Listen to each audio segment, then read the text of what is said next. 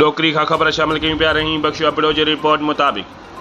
डोकरी भरिसां ॻोठ पलियो खान झतियाल में वॉलीबॉल टूर्नामेंट कराई वई, जंहिंमें ज़िले लारकाने जे मुख़्तलिफ़ डोकरी बाकराणी काराणी कोटलालू मिर्ज़ा आलमानी पलियो खान झतियाल कलोड़ा सीहड़ हिस्बानी ॻोठनि खां आयल 10 टीमुनि खां मथे टूर्नामेंट में रांदीगरनि हिस्सो वरितो,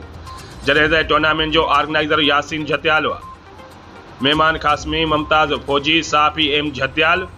हमीदाद ट्राटड़ी, महमद उस्मान शाहनी एएसआई अज़हर झतियाल हुआ, जॾहिं त मशहूर वॉलीबॉल खटींदड़ रांदीगर जंहिंमें इमरान झतियाल, महमद रमज़ान जीथरी,